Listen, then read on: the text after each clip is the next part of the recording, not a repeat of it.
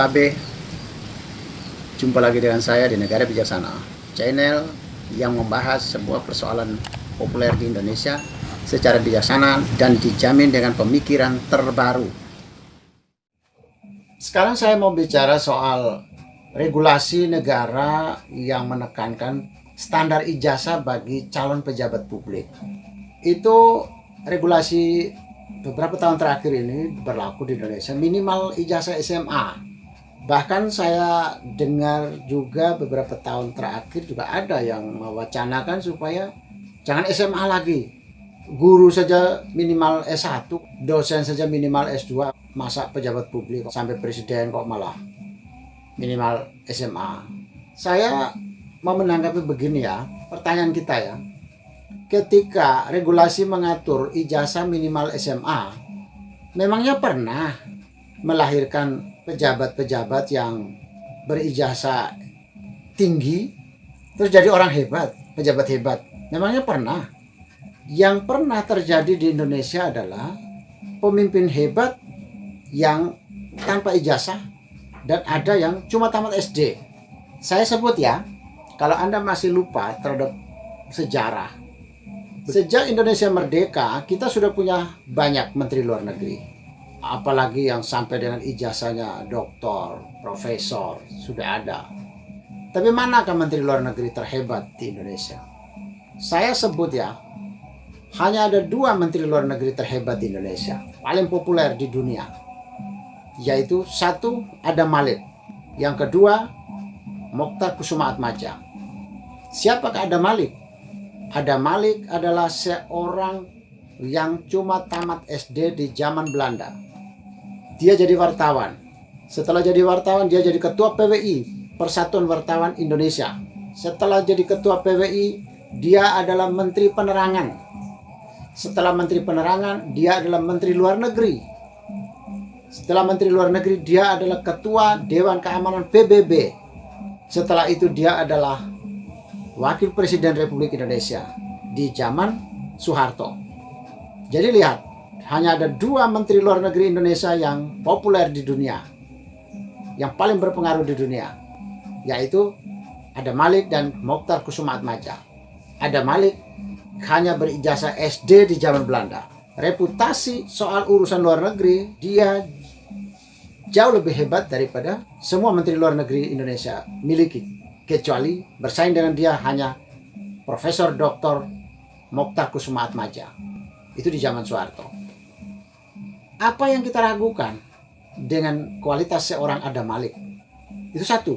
Yang kedua, di saat Adam Malik menjadi Menteri Luar Negeri, penasihat Adam Malik pun seorang yang tidak tamat SD, yaitu Soedjatmoko. Siapa Soedjatmoko? Soedjatmoko adalah anak Purworejo kelas 5 SD di zaman Belanda yang akhirnya menjadi cendekiawan top dunia. Dia tergabung di dalam Club of Rome. Club of Rome itu adalah komunitas ilmuwan-ilmuwan terkemuka dunia, ilmuwan elitnya dunia.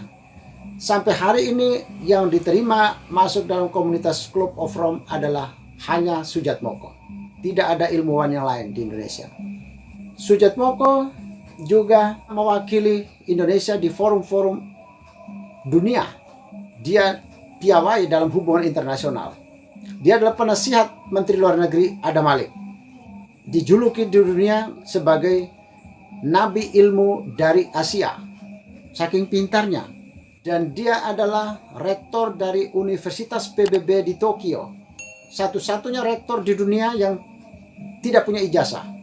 Termasuk rektor Universitas PBB yang tidak punya ijazah hanya Soedjatmoko dari Indonesia. Penghargaan yang dia dapatkan adalah Ramon Magsaysay dalam bidang hubungan internasional. Andaikan mereka ini hidup di zaman sekarang, maka mereka tidak jadi apa-apa karena mereka terkandas ijazah. Tapi kalau sampai mereka 2 ini tidak terpakai, Indonesia yang rugi karena kita tidak punya orang hebat hanya karena tidak punya ijazah. Jadi, realita menunjukkan meskipun regulasi mengatur bahwa sekarang ini pejabat publik ijazah minimalnya SMA, tapi belum pernah tercatat pejabat publik Indonesia yang lebih hebat daripada nama Adam Malik, daripada nama Sujatmoko. Ini tadi kan di negara Indonesia. Kalau di negara bijaksana, saya memberi jaminan. Undang-undang yang mencantumkan tentang ijazah pejabat publik dicabut. Ijazah minimal SMA dicabut. Kita sudah melakukan diskriminasi terhadap orang yang tidak berijazah SMA ke bawah. Yang tidak berijazah, yang tidak sekolah, yang tidak punya ijazah SD, yang tidak punya ijazah SMP, kita sudah diskriminasi. Ijazah sudah menghalangi orang. Bagaimana kalau di antara mereka yang punya kualitas hebat, akhirnya mereka tidak punya hak lagi karena tidak punya ijazah. Diam-diam negara ini sudah melakukan diskriminasi dari segi ijazah formal. Rugi sekian banyak orang yang berijazah tapi bermutu kita tidak pakai. Rugi besar. Kalau di negara bijaksana, saya pastikan dicabut pasal regulasi tentang pembatasan ijazah bagi pejabat publik atau calon pejabat publik. Mengapa harus dicabut? Selain pertimbangan diskriminasi terhadap orang yang tidak berijazah, menutup peluang seolah-olah jadi orang hebat hanya melalui sekolah. Itu cara berpikir picik dan tidak realistis. Tidak sesuai dengan fakta bahwa banyak orang yang berijazah tidak bermutu juga. Banyak sarjana tidak bermutu juga. Banyak doktor, master, profesor juga tidak bermutu. Dalam kenyataan lain, setiap kali acara pilkada, perhelatan pemilu di Indonesia, selalu saja ada kegiatan-kegiatan yang memalsukan ijazah. Banyak yang memalsukan ijazah SMP, ijazah SD, ijazah SMA, ijazah sarjana, hanya karena supaya terlihat mentereng, punya ijazah, layak jadi pejabat publik, calon pejabat publik. Jadi coba lihat, regulasi ini ternyata memancing para penjahat untuk melakukan pemalsuan ijazah. Memancing para penjahat untuk mencari ijazah palsu.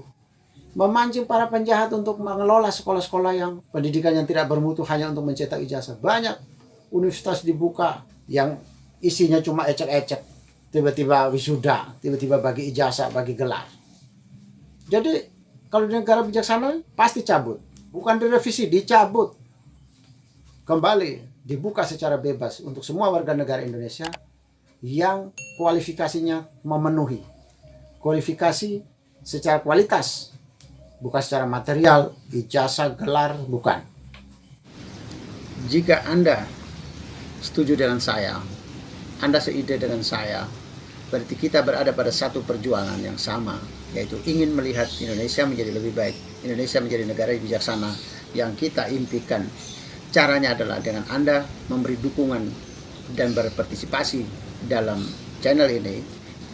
Subscribe di bawah channel ini, bunyikan lonceng di sampingnya untuk menunjukkan Anda berlangganan secara gratis, dan ada pemberitahuan setiap kali saya mengirim edisi baru. Dan jika Anda setuju dengan ide ini, jangan lupa bagikan ke semua relasi Anda. Terima kasih.